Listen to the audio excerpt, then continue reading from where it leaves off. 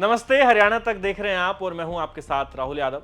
स्वागत है आपका हमारे खास शो हरियाणा क्राइम स्टोरी में। और आज क्राइम स्टोरी के एपिसोड में साइबर ठगी के एक ऐसे मामले की बात होगी जिसे सुनकर आप हैरान रह जाएंगे। दरअसल हुआ यूं कि फरीदाबाद के सेक्टर 30 में एक व्यक्ति के साथ साइबर ठगी हुई करीब 22 लाख रुपए की। उससे मांगे गए थे 30 लाख रुपए। उसको व्हाट्सएप पे एक कॉल आता है और सामने एक लड़की होती है जो न्यूड अवस्था में होती है और इसके बाद उसका वीडियो बन जाता है, उसे ब्लैकमेल किया जाता है और उससे पैसे मांगे जाते हैं। युवक 22 लाख रुपए भेज देता है, लेकिन जो एक्सटॉर्शन करने वाले लोग हैं वो फिर भी बाज नहीं आते। वो और डिमांड करते हैं कि हमें टोटल 30 लाख रुपए चाहिए, 8 लाख रुपए और भेजो।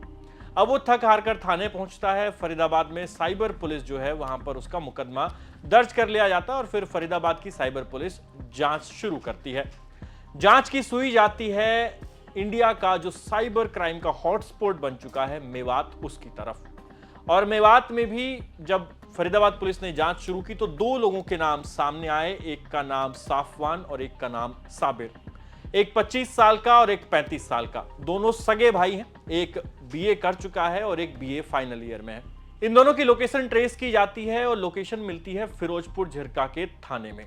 अब फरीदाबाद पुलिस वहां पहुंचती है तो साबिर और साफवान दोनों एसएचओ के कमरे में बैठे होते हैं। 2 दिन पहले एसएचओ साहब आए हैं ट्रांसफर होकर ओमवीर, और वो चार्ज उन्होंने संभाला है थाने का। और अब ये दोनों साइबर ठगों की लोकेशन न सिर्फ थाने में बल्कि थाने के अंदर जो एसएचओ का कमरा है वहां पर ये दोनों फरीदाबाद पुलिस को मिलते हैं। फरीदाबाद पुलिस एसएचओ से बात करती है। ओमवीर उनसे पूछते हैं कि जी किस वजह से आपका आना हुआ, तो फिर फरीदाबाद पुलिस बताती है कि जो 2 व्यक्ति आपके कमरे में बैठे हैं आपके साथ, ये दोनों साइबर ठग हैं। एक का नाम साबिर है और दूसरे का नाम साफवान।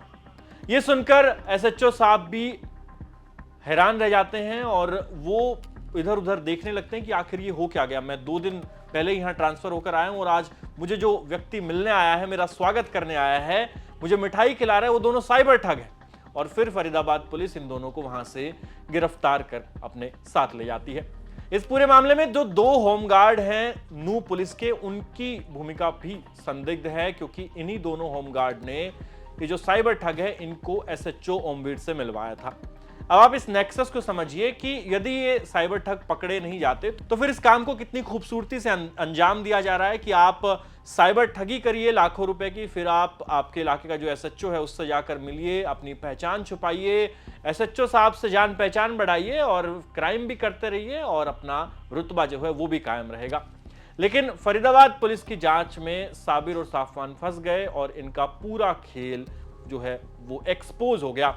लेकिन सवाल यही उठता है कि आखिर ये दोनों व्यक्ति एसएचओ से मिलने की हिम्मत कैसे जुटा रहे थे, कैसे उसका स्वागत करने थाने पहुंचे, क्योंकि ये तो खुद अपराधी हैं। इस पूरे मामले को लेकर जब मीडिया में खबर आई तो पुलिस में भी हड़कंप मचा। पुलिस महकमे ने अंदरूनी जांच के भी आदेश दिए हैं। जिन 2 होमगार्ड को लेकर बात की जा रही है उन पर भी अब जांच जो है वो शुरू हो गई है और पता यही लगाने की कोशिश की जा रही है कि ये इतने बेखौफ क्यों हैं, क्यों ये सीधा थाने आ गए, एसएचओ से मिल लिए, और जिन 2 होमगार्ड ने एसएचओ से मिलवाया था क्या उनकी इनसे कोई जान पहचान है क्या। इन तमाम पहलुओं पर अभी जांच चल रही है। और आपको बता दें कि ये साबिर और साफवान को फरीदाबाद की पुलिस ने गिरफ्तार कर लिया है। अब इनसे पैसा रिकवर करने की कोशिश की जा रही है।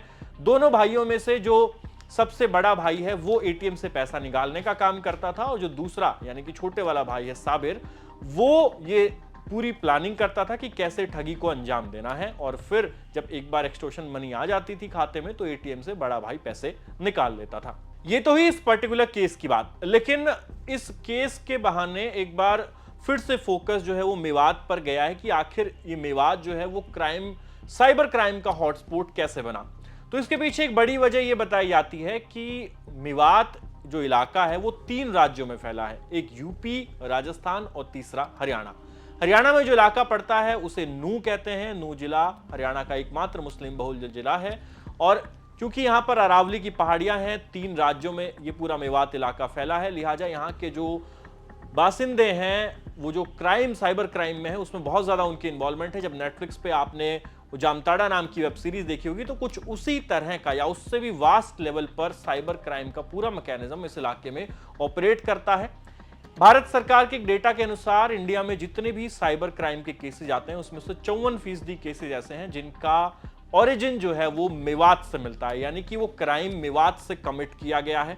और क्योंकि यहाँ पूरा जो इलाका है वो अरावली की पहाड़ियों का है, तो ये लोग बड़ी आसानी से क्राइम करते हैं, एक से दूसरे स्टेट में मूव कर जाते हैं और पहाड़ों में रहकर, यानी कि आप जब ये बहुत सारी डॉक्यूमेंट्रीज भी आप देखेंगे कि मेवात में किस तरह साइबर जो क्राइम करने वाले लोग हैं वो ऑपरेट करते हैं, तो वो गांव छोड़कर पहाड़ में ऊपर चले जाते हैं, दिन में वहां पर मोबाइल फोन निकालते हैं, फर्जी सिम होती है उनमें, कॉल किए जाते हैं, कोई ओटीपी के तरीके से साइबर क्राइम करता है तो कोई न्यूड वीडियो कॉल्स के जरिए साइबर क्राइम करता है। तो इस तरह की गतिविधियों को वहां से अंजाम दिया जा रहा है और अब एक पूरे नॉर्थ इंडिया में मेवात जो इलाका है वो साइबर क्राइम का हॉटस्पॉट बन गया है। और इनकी पुलिस वालों से जो लाइजनिंग है वो कैसी है, आपने इस केस में देख ही लिया है कि एसएचओ का स्वागत करने जा रहे हैं। 30-30 लाख रुपए की साइबर ठगी इन्होंने कर रखी है, बावजूद इसके कोई डर इनके मन में नहीं है। तो ये कहानी थी साइबर क्राइम की, और उससे भी ज्यादा ये कि इसमें जो इंटरेस्टिंग एंगल है कि जो ठग हैं वही एसएचओ साहब का स्वागत कर रहे हैं। फिलहाल हरियाणा पुलिस ने इन्हें अरेस्ट जरूर कर लिया है, लेकिन देखना ही होगा कि इन 2 होमगार्ड की पहचान भी हो पाएगी क्या, जिन्होंने इन दोनों साइबर ठगों को एसएचओ से मिलवाया था। क्राइम स्टोरी की इस एपिसोड में इतना ही। आपसे फिर मुलाकात होगी, कोई नई और इंटरेस्टिंग स्टोरी आपको बताएंगे। तब तक के लिए आप देखते रहिए हरियाणा तक। धन्यवाद।